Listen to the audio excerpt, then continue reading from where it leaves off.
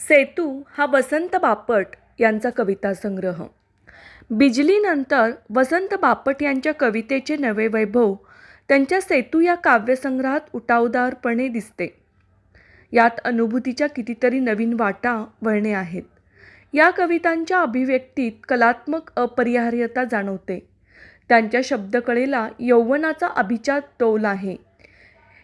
यांची कविता प्रौढ असूनही मिश्किल, चंचल असूनही उदास गंभीर आहे.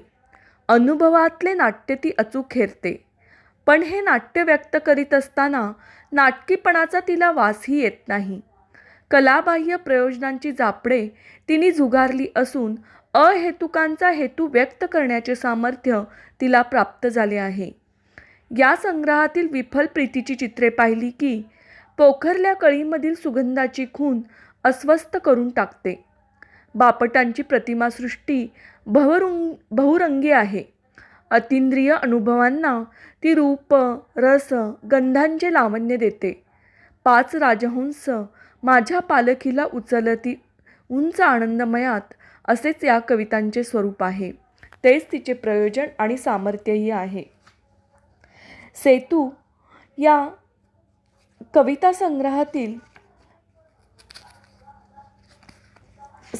कविता संग्रहातील जपावयाला शिकली होतीस ही कविता मी सादर करते. जपावयाला शिकली होतीस सारे काही, काटजरीचा श्वासानेही ढळला नाही. मोजीत होतीस शब्दामधल्या छटाछटांना, करायचीस तू शिक्षा आपल्या स्वैरबटांना. समजत होती तुला जगाची सारी भाषा, झाकायाला शिकली होतीस अटळ निराशा. शैशव माझे सरले होते सरले नव्हते, सारे काही कळले होते कळले नव्हते. नुकते होते स्वप्नपऱ्यांना फुटले पंख, अभिलाषेचा जरा कुठे झालेला डंख. केळीवरच्या दवापरी मन हळवे होते, पडायचे प्रतिबिंब त्यामध्ये भलते सलते. वाटायचे तुला कळावी सर्व इमानी, वाटायाचे करावीस तू कुजबुजकानी. बघत राहायचा शिंपेतील मी श्यामल तीळ, दिवस दिवस मी घुमावयाचा कर्कश शीळ.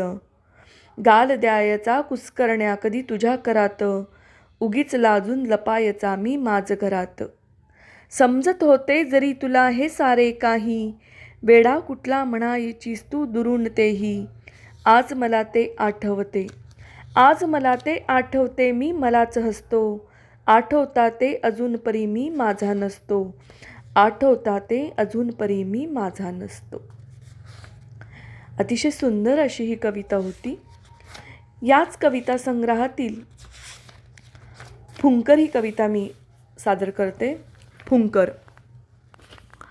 बसा म्हणालीस मी बसलो, बसा म्हणालीस मी बसलो, हसलीस म्हणून हसलो. बस इतकेच, बाकी मन नव्हते थाऱ्यावर. बसा म्हणालीस मी बसलो, हसलीस म्हणून हसलो. बस इतकेच, मन नव्हते थाऱ्यावर. दारावरचा पडदा दपटीत तू लगबग निघून गेलीस, दारावरचा पडदा दपटीत तू लगबग निघून गेलीस. माझ घरात माझ्यासोबत ठेवून तुझ्या सुस्त संसाराच्या निशाण्या, तुझ्या सुस्त संसाराच्या निशाण्या. या जाळीच्या पडद्यात कशाला कोरले आहेस, या जाळीच्या पडद्यात कशाला कोरले आहेस. हे हृदय उलटे उत्तान काचेच्या कपाटात कशाला ठेवल्या आहेस. भुश्याच्या रागू मैना. उडताहेत लाकडी फळांवर कचकड्यांची फुलपाखरे, भिंतीवर रविवर्म्याची पौष्टिक चित्रे हारीने.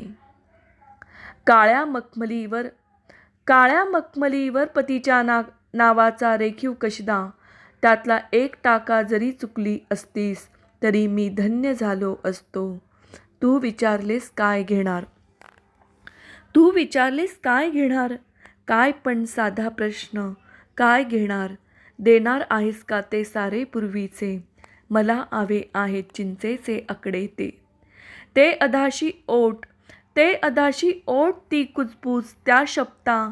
दे झालं कसलंही साखर पाणी, तुझं अन तुझ्या पतीचं हे छायाचित्र छान आहे.